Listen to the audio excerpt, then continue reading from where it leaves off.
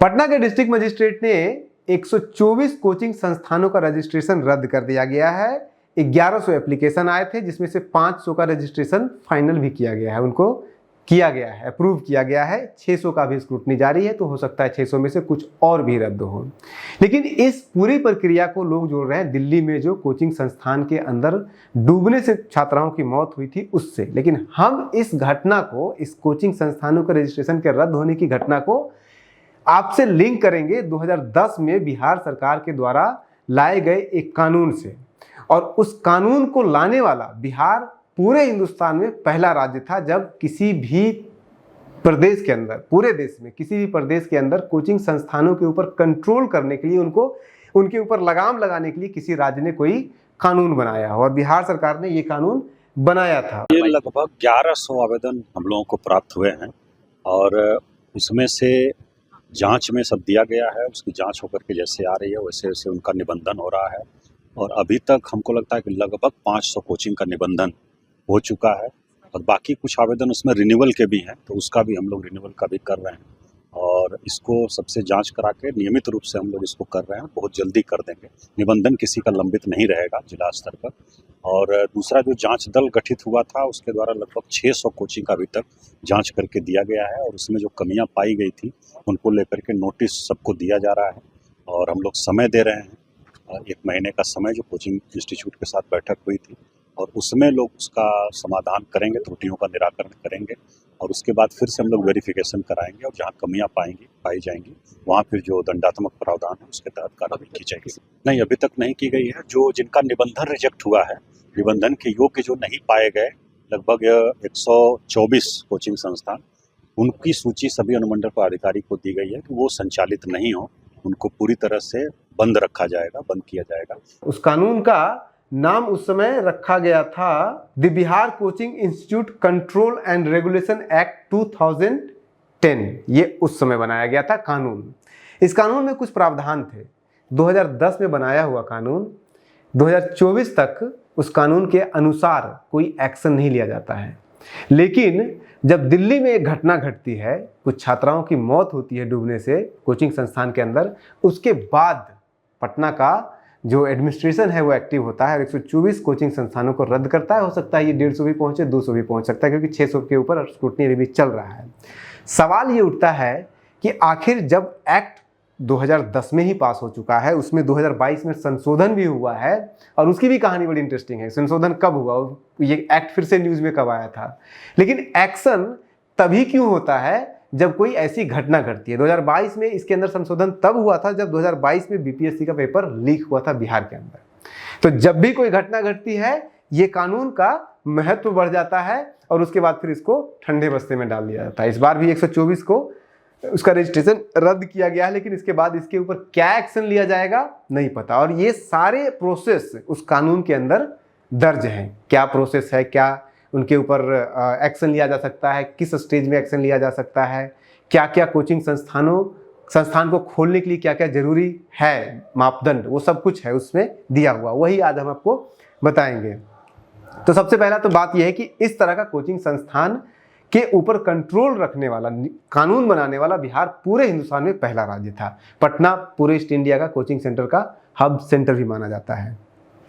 अब उस कानून में 2010 में ही ये तय किया गया था कि जितने भी कोचिंग संस्थान पहले से चल रहे हैं पूरे बिहार में, सिर्फ पटना में नहीं, 124 तो सिर्फ पटना में रजिस्ट्रेशन रद्द हुआ है, पूरे बिहार में तो लगभग 5-7 हज़ार के आसपास कोचिंग संस्थान है।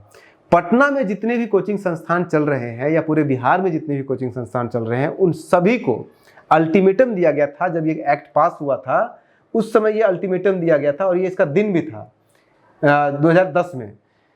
तब ये अल्टीमेटम दिया गया था कि सभी को, सारे कोचिंग संस्थान को 1 महीने के भीतर, 30 दिन के भीतर अपना रजिस्ट्रेशन कराना पड़ेगा सरकार के। और रजिस्ट्रेशन के लिए एक कमेटी भी बनाई गई थी। उस कमेटी के अंदर जिले का डीएम, एसपी, डीईओ मतलब डिस्ट्रिक्ट एजुकेशन ऑफिसर और पूरे जिले का एक मनोनीत कोई भी कॉलेज का, कोई भी स्कूल का कोई एक प्रिंसिपल हो सकता था उसमें से। इस साल किसी कॉलेज का प्रिंसिपल है, अगले साल किसी और कॉलेज का प्रिंसिपल होगा। और ये कमेटी तय करती थी कि रजिस्ट्रेशन किसका होगा, किसका नहीं होगा। ये नियम है। लेकिन आज तक 2010 से लेकर के 30 दिन का टाइम दिया गया था और आज 14 साल हो गए हैं। 14 साल बिहार सरकार के लिए वो 30 दिन पूरा हुआ ही नहीं, 14 सालों तक। दूसरा क्या इसमें क्राइटेरिया था कि अगर कोई नया संस्थान बनता है तो उसको बिना रजिस्ट्रेशन के तो खोल ही नहीं सकता है। आप पहले आपको रजिस्ट्रेशन लेना होगा, फिर आप कोचिंग संस्थान खोल सकते हैं। लेकिन आप पटना में घूम के दिखा दीजिए, आपको बहुत सारे ऐसे कोचिंग संस्थान मिलेंगे जो 2010 के बाद खुले हैं और उनका रजिस्ट्रेशन नहीं हुआ, बिना रजिस्ट्रेशन के वो लोग चल रहे थे।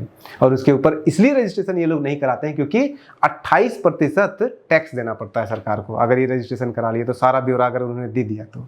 इसी से संबंधित एक और नियम होता है कि जितने भी छात्र आपके यहाँ पढ़ रहे हैं, जितना आप फीस ले रहे हैं, जितना आपका सिलेबस है, कितने क्लासेस लेंगे, कितना टीचर है आपके पास, सारा डिटेल आपको सरकार को सौंपना पड़ता है हर साल अगर आप रजिस्ट्रेशन कराते हैं तो इसका मतलब ये हुआ कि जितनी कमाई है आप उसमें झोल कर नहीं सकते हैं।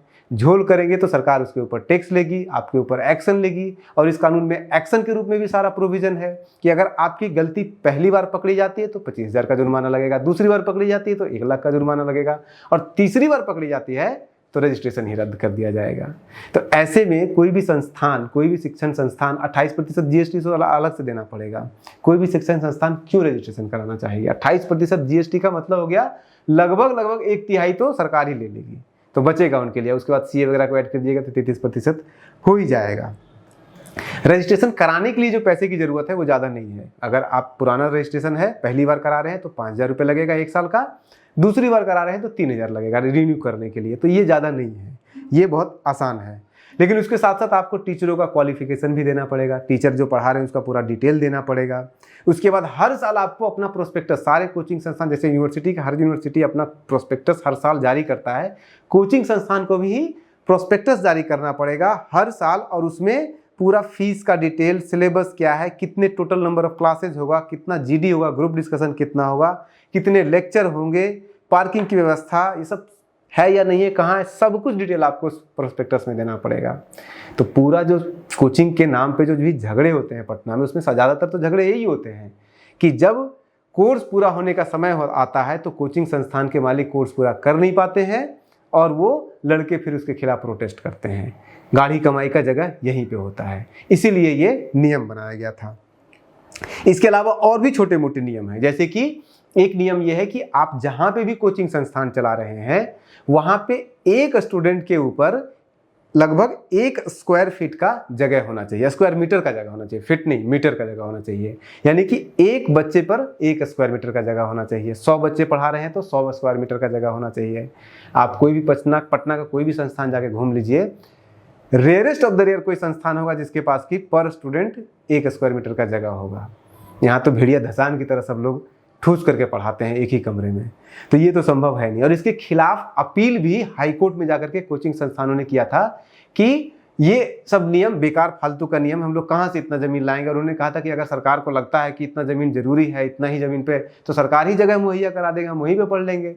लेकिन सरकार क्यों पढ़ाएगी? आप कोई समाज सेवा थोड़ी नहीं कर रहे हैं, आप बिजनेस कर रहे हैं। जो सरकार का नियम है उसके हिसाब से चलना पड़ेगा। और सरकार ने उसमें दलील दिया था, रद्द किया था। हाईकोर्ट ने जो टीचर का, जो कोचिंग संस्थानों का जो अपील था उसको रद्द किया था। इस आधार पर रद्द किया था कि national council for teaching education act 1993 में ही ये लिखा हुआ है कि एक स्टूडेंट पर, अगर आप बीएड कॉलेज चला रहे हैं तो एक स्टूडेंट पर 3 स्क्वायर मीटर की जगह होने की जरूरत है। तो बिहार के एक्ट में तो मात्र 1 मीटर मांग रहा है। National council for technical education है एक्ट, उसमें तो कह रहा है 1993 और उसमें तो कह रहा है कि 3 मीटर चाहिए। तो आपको तो बहुत राहत ऑलरेडी दिया जा चुका है।